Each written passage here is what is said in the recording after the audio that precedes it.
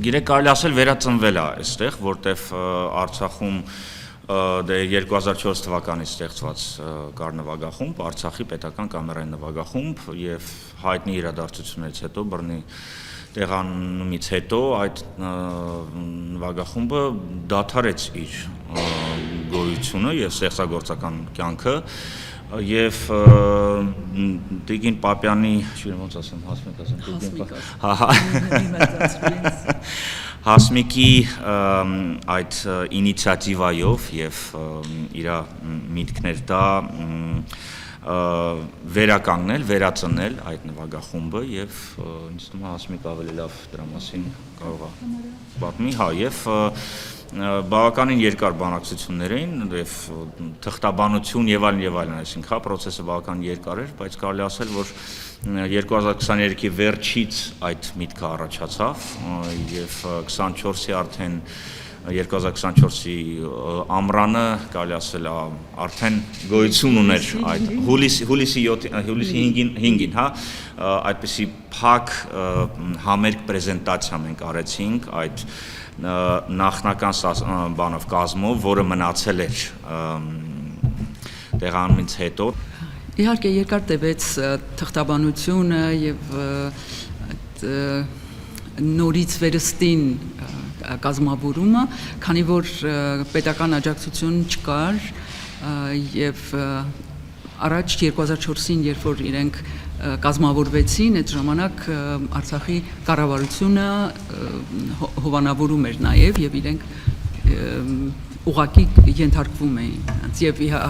հայկական ընդհանուր բարեգործական միությունը միշտ էր իրենց աջակցում, բայց հիմա փաստորեն պետությունը չկար եւ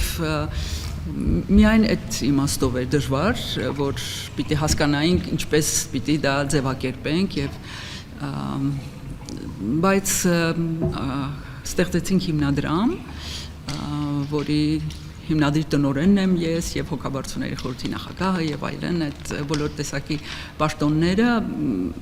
միայն նրա համար է, որպեսզի այս գործառույթը շարունակվի, որպեսզի այս ինչ որ մենք մտածել ենք, սա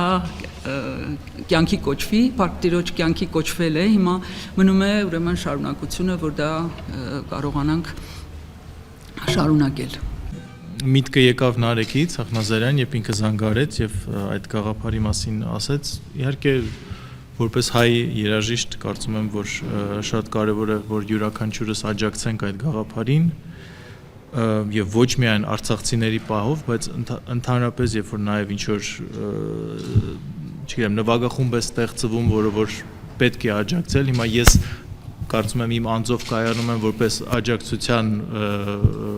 մի մասնիկ եւ ել ավելի կարեւոր է որ հա մեր հայրենակիցներին, որոնք որ Արցախից են գալի, ինչ որ ձևով եթե կարելի ենք աջակցենք, որ իրանք շարունակեն այդ գործունեությունը եւ լինեն երաժշտության մեջ եւ շարունակեն իր գործը, ուրեմն պետք է ամեն ինչ անենք, որ դա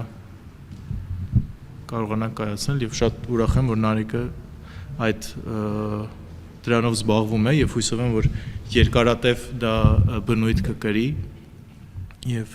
զարգացում կունենա։ Բոլոր երաժիշտներն կապ չունի Հայաստանում, չգիտեմ, Պարսկաստանում կամ որևէ այդտեղ պետք է դնեն ամենաբարձրագույն նպատակները եւ ոչ միայն երաժիշտները, յուրաքանչյուր մարդ, հա, եւ մեր նպատակը իսկապես նվաճել միջազգային մակարդակի նվագախումբ դարձնել, որովհետեւ ես համոզված եմ, որ եթե դրան կարող են հասնեն ավստրացի, գերմանացի, չգիտեմ, ֆրանսիացի, ամերիկացի երաժիշտները, ապա հայերը հաստատ կարող են, որտեղ մենք շատ մեծ պոտենցիալով եւ շատ տաղանդավոր ազգ ենք եւ մենք հիմա այդ ուղղությամբ աշխատում ենք եւ շատ մեծ արդեն շատ մեծ տարբերություն է մեր առաջին համերգի եւ հիմիկվա մեր մակարդակի միջև եւ միայն շարունակելու ենք։ Ես այսպես ասեմ, մեզ մոտ արդեն կան հրավերներ հյուրախաղերի համերգների Կանադայում, Ամերիկայում, Ֆրանսիայում եւ իդեպ Կանադայի հրավերը աշնան համար էր, այս աշնան, այսինքն կես տարուց, հա, եւ ես պետք է մեղքսին վրա վեցնեմ, բայց ես խնդրեցի հետաձգել այդ հյուրախաղերը մինչև գարուն, որպեսզի մենք ավելի լիովին պատրաստվենք ներկայանալ ամբողջ մեր պոտենցիալով, որտեղ գիտեք, հայերի մոտ մեզ մոտ մի քիչ կա ասենց մի քիչ մենտալիտետ, որ մենք գնում ենք յուրաքանչյուր ուրիշ երկիր, հայը հայերի համար նվագում է, ես հիմա բոլորի մասին չեմ ասում, բարձր այստեղ կան հայեր, որոնք ամբողջ աշխարհով թնդում են, բայց շատ հաճախ եմ, որ մենք գնում ենք ինչ որ դիասպորայի համար նվագում ենք, շլացուցիչ հաջողություն ունենում ենք, հետ են գալիս եւ ասում ենք, որ մենք գնացել ենք Կանադա կամ Գերմանիա եւ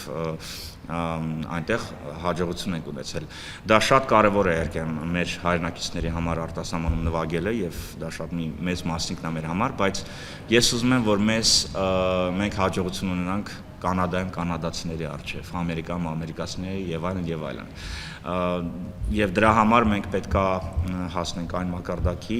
եւ անցնենք այն մակարդակը ցանկալի է, որը արդեն այդ ունկնդիրը սովոր է այդ մակարդակին։ Խումբը կազմավորել եւ վերականգնել իր աշխատանքը չենք ունեցել այդպիսի խնդիր եւ հույս ունենք, որ չենք ունենա։ Մենք նվագախմբերի պակաս չունենք Հայաստանում եւ նոր մի ուրիշ նվագախումբ ունենալու իմաստ էլ չկար, բայց հենց այդ նպատակով դա պիտի լիներ Արցախ, ուրիշ անուն չէր կարող ունենալ։ Բայց հույս ունենանք, որ դա չի լինի Շուշի բնակարանային համալիր կամ, չգիտեմ, Մուշ, Սասուն, ռեստորան կամ հյուրանոց, այլ կլինի կմնա որպես նվագախումբ եւ ես արդեն ասացի նպատակակետը։ Գիտեք, խնդիրների ինձ թվում է պետք է հնչացնել, որ խնդիրների առումով դեռ կարելի ասել չենք ունեցել, բայց